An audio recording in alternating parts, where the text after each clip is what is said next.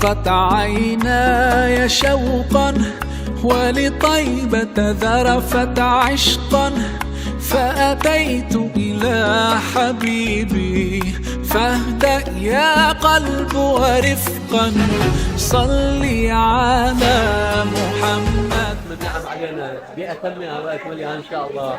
إن شاء الله نشوفكم بخير وسرور. دعينا لكافة الشعب العراقي، دعاء مستفيض أن يخلصهم من كل سوء ومن كل أذى لحق محمد وآل محمد. الحمد لله. وهذا العطاء العظيم اللي انطاناه أن نزور بيت الله، هذا البيت العظيم، وصلنا إلى مرحلة أنه دعاءنا يستجاب في حينه، والحمد لله والشكر.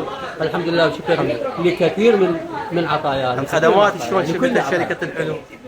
الحمد لله زينين، كلهم زينين، ناس يعني رقدهم ان شاء الله العودة وطيبين، وتعاملهم لطيف. يوم لكم مرة أخرى إن شاء الله. ان شاء الله، اللهم امين. الله يسلمك. دعيت لنا العراق ما يوصف إيه. ان شاء الله كل العراقيين يكونون وانا ما اقدر صوتي ان شاء الله حلو ان شاء الله يدينا ان شاء الله.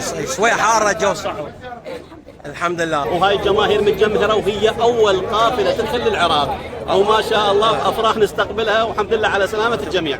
طبعا اكيد الخدمات درجه اولى. سيد حسن معروف ومجرب بالعراق، والمجرب مثل ما يقول شركه مسجله تعتبر بالنسبه لها واحد عراق، شركه سيد حسن. حاليا احنا على اتصال مع الحجاج كلهم اللي من ناحيه الاكل والفنادق والخدمه والمنام والراحه، وحتى المرضى اللي تمرضوا هناك وتعرضوا الى وعكات صحيه كان رعايه خاصه ومباشره من سيد حسن والكادر اللي موجود وياه.